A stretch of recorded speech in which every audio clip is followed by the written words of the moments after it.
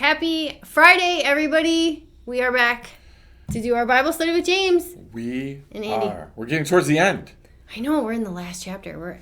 Right? It's the last chapter. Yeah. Right. I forgot how many there were. So many different Bible studies we're doing. This is a very true statement. Keep forgetting. I know. We reminded Mark. Mark reminded you of that today, like how many shows you're on. So. I know, like apparently.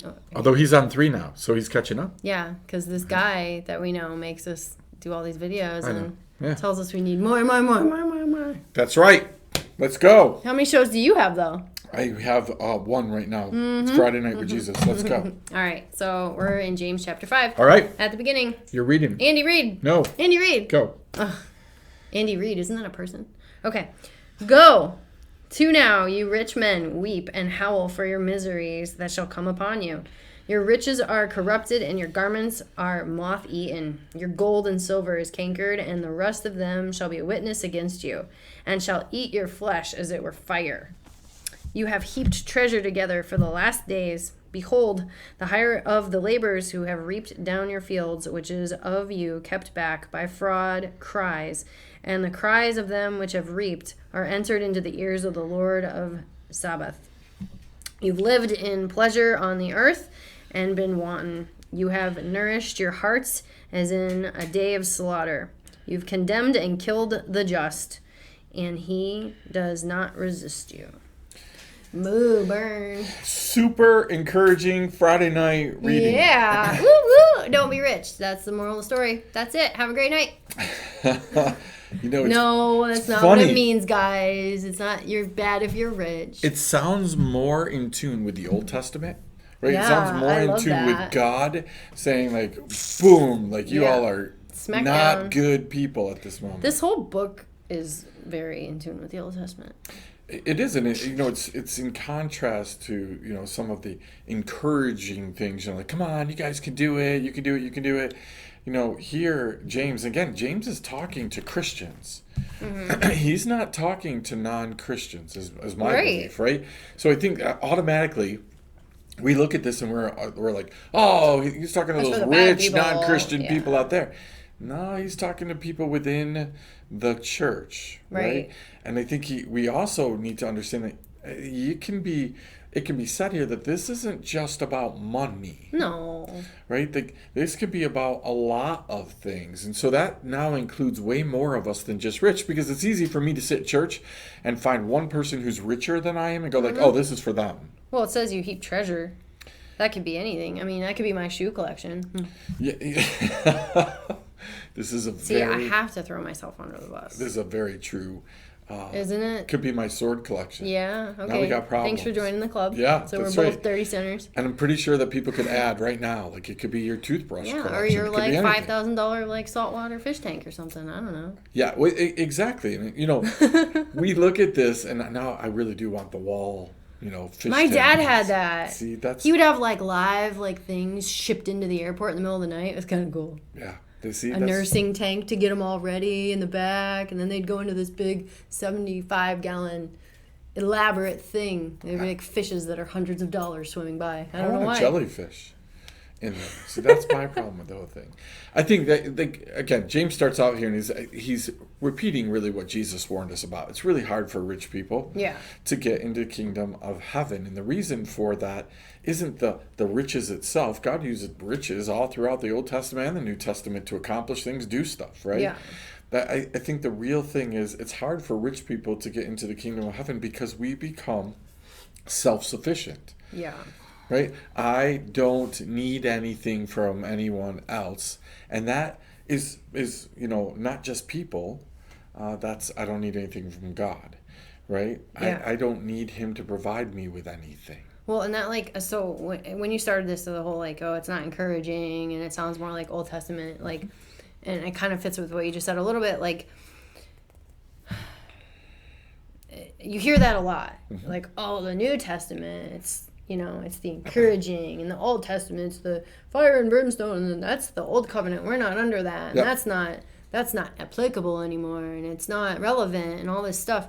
But I do like that this stuff is all throughout here too, because I think there is a serious danger in too much encouragement. Yep. I know that sounds crazy, but like, can't you become prideful? Yeah. Like, if you're just constantly encouraged. If I'm just telling you, teddy bear Jesus, like, don't worry, don't worry, don't worry, you can do it, you can do it, you can do it.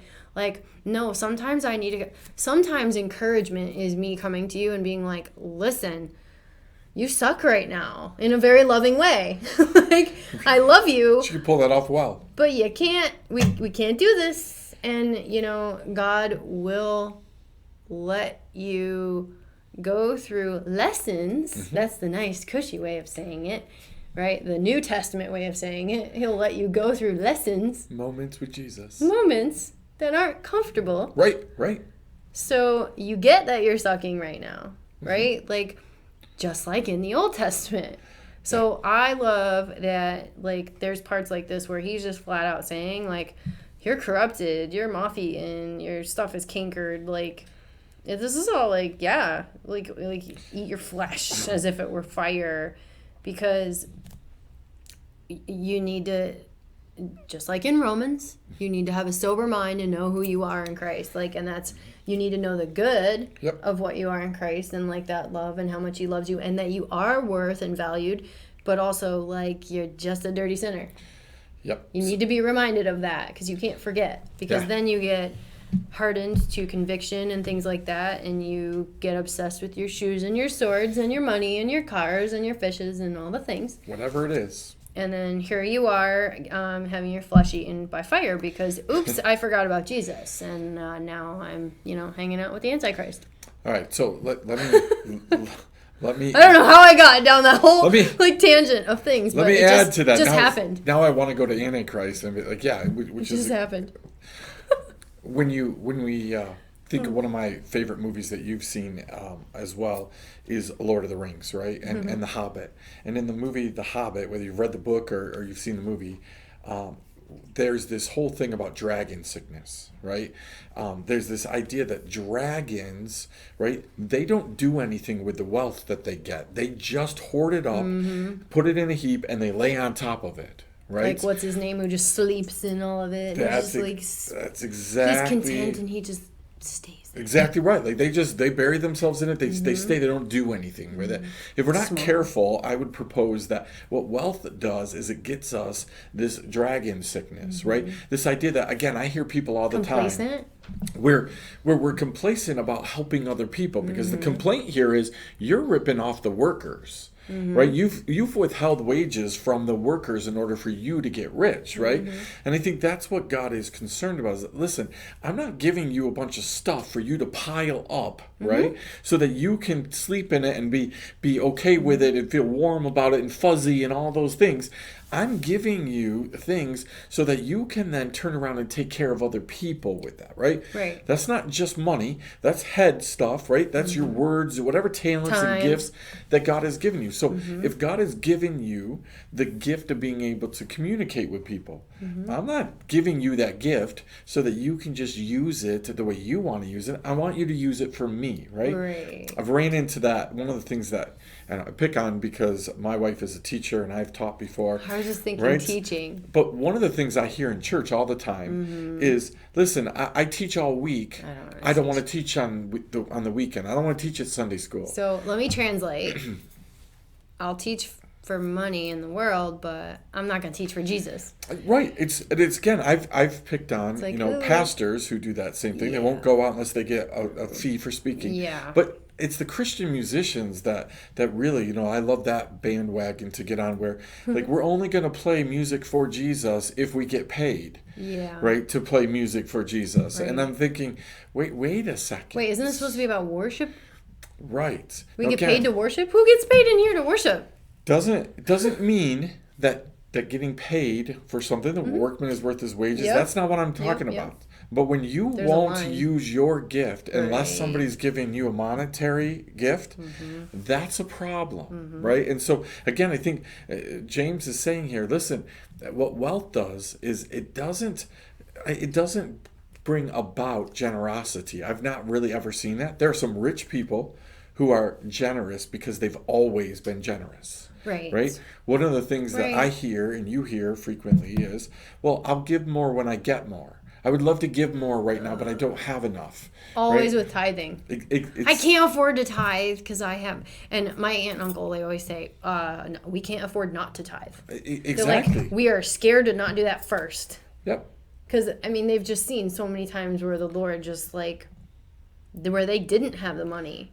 And they're like, doesn't matter, we're doing it first and we're just trusting God. And it's always in those times where he like makes it work. And one of the things in God's economy is resources shift, they move around. So when you're hoarding up resources, you're really stopping up the economy, right? You're backing up what God wants to do. Now, God will meet the need some other way, but a lot of times the resources that he's given me are for someone else, right? Think about that. I used this example a few weeks ago in a church service, and we've talked about it. Ruth and I are getting ready to trade in a car, right? And this whole idea is like, listen, you're getting minimal value for this trade-in, right? So do we trade it in or do we give it to someone else who might have use for it? Now, again, we're talking about a car that is older and those things, so don't let me think that this is a great thing we're doing. You're not giving away a Maserati. No, we're giving doesn't matter though. But we know families that could use it. Or that's better than what they have or don't have at all. But for me, the little tiny bit that I would get for trading in this van, brings down the price a little bit. It makes me feel better about the whole thing. So do I look at it and say, hey, God, could you give me the $8 a month more, right, that I need to be able to pay this vehicle? Or do I need to take care of that $8? Like, could I answer the call here and give away my vehicle to somebody who might want it? And I think there's this constant thing because we tend to think that rich people are just, they're great stewards. They're fantastic stewards, right? They take care of money really, really well, right? That's why they have money.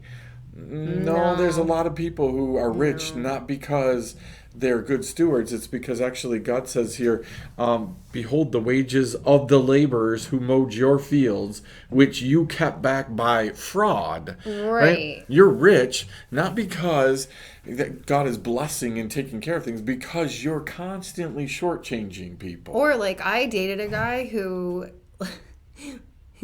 he was just so crazy. Like he ate steak like at a restaurant like every single day just because he could, right? Like you would say that's not really a good steward of like all the money that you're giving. But like his theory and what he always told me, if I would say like maybe we should, not do this, like he would just say, well, if we need more, I'll just make more. Right. It's like, oh, okay, well, that's dumb. Yeah. Because again, that's pride. Sure. That's but God blessed him in a way that he had the ability. Like, it's funny, my husband's the same weird. I guess I have an issue. But like, they have a position where they can just decide to work more and make more money. Right. Most people don't have that. So then they're like, well, I have this ability, and that doesn't really make you a good steward of anything because you're just like, well, I'm in control. Yeah, what happens is you start looking at it and saying, look at me. Right. So it goes back to Nebuchadnezzar. I'll just do it myself. Look at what I built with my great hand, right? I must have all the things, all the people, all the places in place. And God's like, nope. And again, this is what, I love verse 1 because it comes right out and says, the stuff that's coming upon, the miseries that are coming upon you. That's what he says. He doesn't say it's happening today. He said, like, listen, this stuff's going to rot. I think about food. The misery from rotten food doesn't come like that. No. It starts with a little tiny cell of mold, and then that goes to more, and then that goes to more, and then pretty soon it starts rotting. And, a week or two later, you're smelling it in your fridge. Right? But it's not instantaneous. Yeah. When I think about it's funny, like, when he says in verse 5, you've lived in pleasure on the earth. Like, I always think about, like, when I think about people like this, that, like, you see, right, in life, like, that always, Jesus saying, truly, I tell you, they have their reward. Yeah.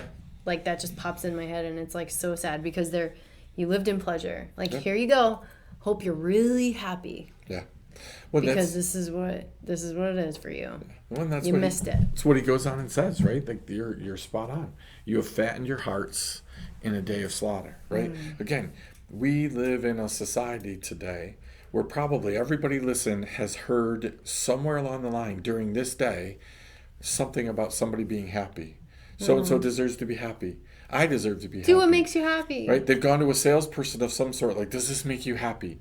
Right? Like, we are fattening our hearts. Right? But God fattens things up. We fatten the calves up for a day of slaughter. Right? We for a purpose. And again, God says it's not just about the fact that you're going to lose out. Right? Other people are losing out on the blessing. The Christian community, the Christian, the Christ kingdom is all about us doing life together. So when you're withholding resources from the kingdom, then you're not benefiting, but other people are hurting as well. Right? And I think that's important. I think, like, we go back to the musician thing. How many times has a musician been sitting in a place where somebody could really use a song, a word of encouragement, a pastor, or just a normal everyday Christian, right? Sitting on the plane, right? Where somebody sitting next to them could use a word of encouragement. They have the wealth of a word of encouragement, a testimony, and instead of using that, they're thinking about, I really need a nap now. Or I really want to rest before this, or I want this, or I want this, or I don't know this person, or whatever it is. Yeah. We're constantly withholding, right? Making ourselves fat, and God says, somewhere along the line, I'm going to take what was yours and I'm going to give it to other people. Right? I think this is hard for most people too, because I think most people get very confused with the rich thing because they think, well, there's the prosperity gospel where it's like, well, if you're not rich, then you're not really a Christian because God wants you all to be rich. Yeah. And then there's well, if you are rich, then, you're the camel that won't fit through the eye and you're not going to heaven. And see, if you're rich, you're not going.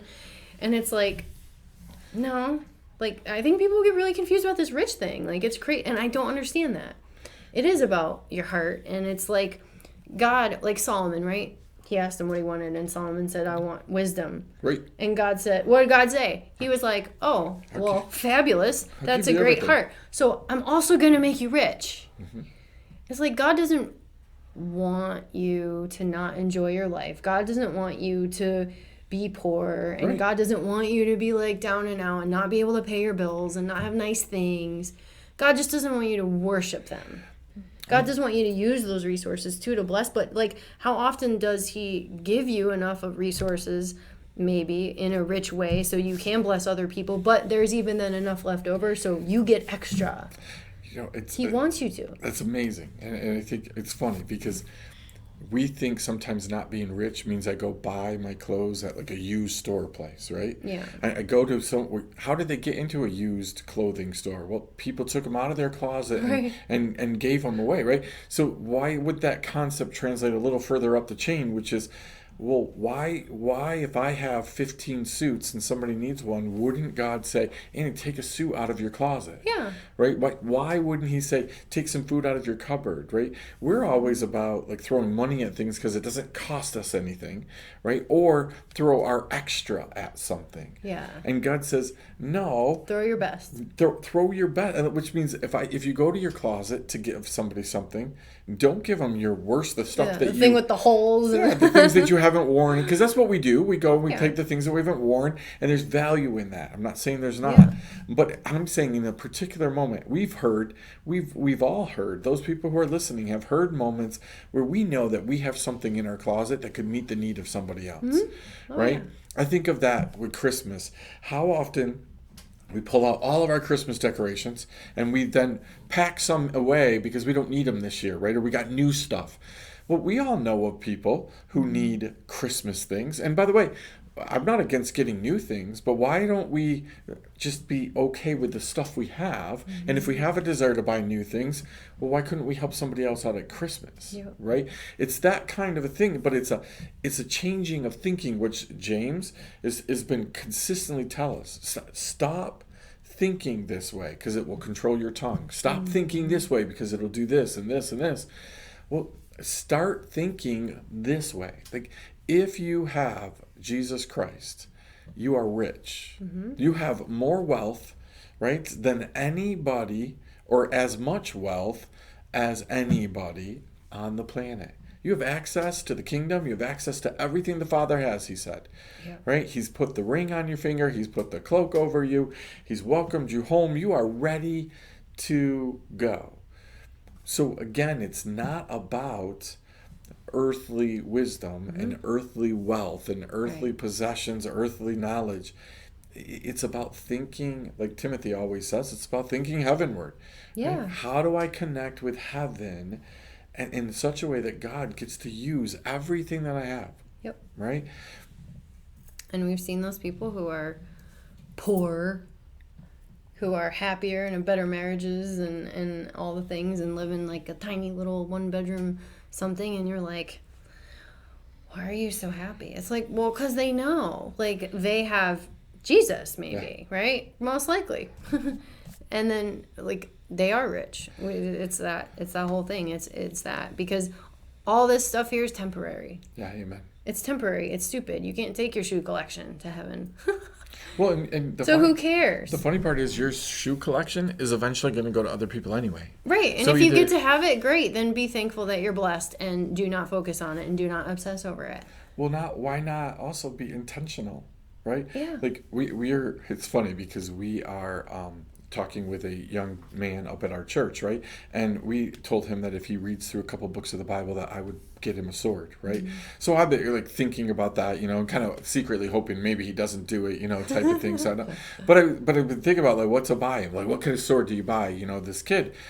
And then I've heard, right, nonstop, like, well, why would you buy him a sword? Why don't you give him a sword that has meaning to you? Yeah.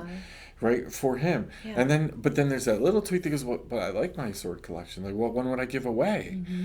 Right? And again, God's thing is, like, give it away and see if I don't do something with it. Yeah. I can remember, I'll give you one more example. There's a gentleman in our area that's pretty wealthy, but he talks back to the time when he decided he heard God as a young man telling him to give away $50. Right? Invest $50 in someone else. And it was a big deal. And he thought, no, I don't want to do it. But then he was obedient. Well, now he's at a point where he's capable of giving away $50,000 to people, right? And he said, you know where that came from? It came from obedience over here. It came from, when God said give 50. And the Micah idea of you can't outgive the Lord, right? God says, just try to outgive me. You can't, right? Now, again, we don't go give away everything we have to prove that point, right, to anybody. What we give when God says give. Mm-hmm. But that goes back to what he says about the tongue. Hold your tongue. Give when God says give. Mm-hmm. Give the right words when God says. That way, your words are more valuable. They're more important when you give them at the right time. Give gifts at the right time. And if you need them again, he'll replace it for you. It's so true, right? Like I know a friend who says that he knows when God's done speaking through him, because he tends to start losing his voice, right? And then God's like, you're done. You're done. Yep. That's awesome. You're done. See, this was encouraging. It is. You know what? It was encouraging. It's encouraging because James is encouraging believers to say, like, get the point. Get the point. Mm-hmm. Right? Don't focus on the stuff. Exactly. Don't focus on here. Don't focus on the world. Don't obsess on the world or anything in it. It's not. It's temporary and it has no meaning. Yep. Exactly. Period. Yep. And I think that's the key. It's like, are we really cued in to God's economy? Right? God's economy works with you and I. Who do we know that says God? Oh, a lady that is doing ministry with us. God doesn't work on U.S. currency. Oh, she says it all the time. Says it all the time. It's so true. Who cares? It's just money. That's stupid. If you need more, he'll give it to you. When I think it's so funny that we tend to think God is up in heaven, with like mansions full of dollar bills, floating them down from heaven. Oh, it's so funny. It is. Well, I know you definitely want to stop here because I know you don't want to talk about patience. We're skipping that, right?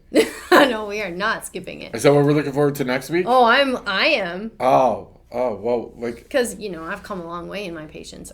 I will be happy to talk about patience for other people. I will talk about patience for you.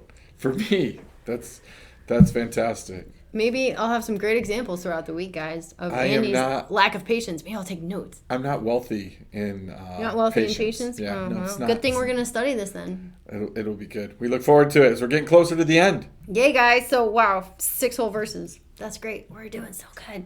We are. Yay. It's good. You got anything else for these people?